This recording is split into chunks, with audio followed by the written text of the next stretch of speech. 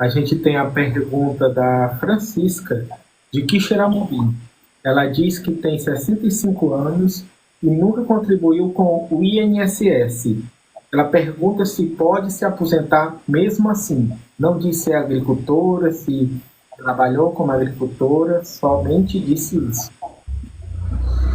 Bom, Francisco, se você nunca contribuiu para o INSS e não é agricultora, não tem como se aposentar. A opção que teria aí é o BPC Loas. Lembrando, gente, que BPC Loas não é aposentadoria. Não confundam. Pessoas mais idosas tendem a confundir BPC com aposentadoria. BPC não é aposentadoria. É um benefício assistencial. Sim, nesse caso, em não tendo contribuído, não sendo contribuinte especial como agricultor, e tendo a idade de 65 anos, não tendo como prover a própria subsistência, ela pode ter direito ao LOAS. Agora, caso ela seja agricultora e tenha como comprovar 15 anos de atividade rural por meio de documentação, ela pode requerer aí a aposentadoria por idade rural. Aliás, se for esse o caso, ela já até passou da idade para a mulher, né? Nesse período que a gente está no pagamento da primeira parcela do 10º e futuramente a segunda parcela, já surge até fake news falando sobre 13º do BPC, entre outras fake news. Que às vezes não tem 13º do BPC, gente. Pelo amor de Deus, a gente está sempre repassando essas informações para vocês. Não caiam nessa. BPC não tem 13º, tá? E a gente tem a pergunta do Raimundo, de Icó. Ele diz: trabalhei a vida toda na roça, sem carteira assinada. Posso pedir aposentadoria rural com que idade? Marcelino, eu vou até puxar para um assunto aqui, porque é bom a gente abordar, porque depois você repete a pergunta dele, tá? Sim. Já que você mencionou, que é a questão do 13º. Uma nomenclatura que estão utilizando, que eu acho muito errado, pelo menos a minha opinião, é que toda vez que eles vão anunciar o 13º agora desse no meio do ano, eles falam antecipação. Ao meu ver, não se trata mais de antecipação.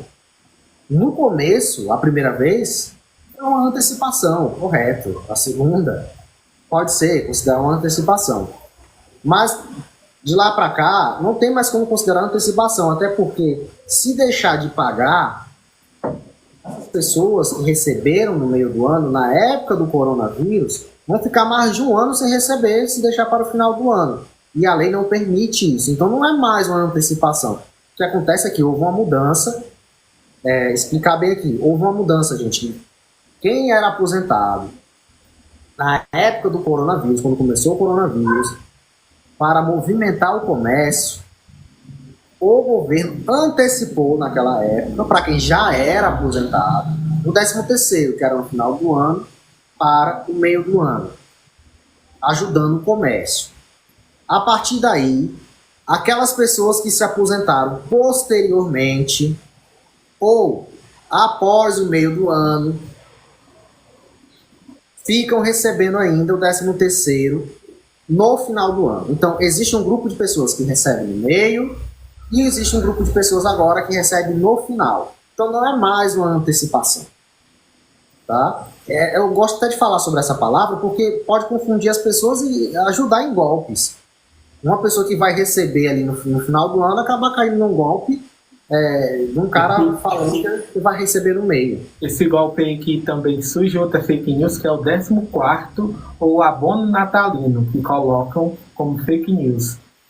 Sim, que nunca saiu do papel. Aliás, teria sido bom se tivesse saído, porque aí teria regulado, pelo menos por uma vez, teria regulado os 13º novamente. Todo mundo voltaria a receber no final do ano. Mas isso não aconteceu. Então, sim, agora existe um grupo de pessoas, aquelas que no coronavírus já eram aposentadas e as que no começo do ano conseguem um benefício, recebem ali o 13º no meio do ano.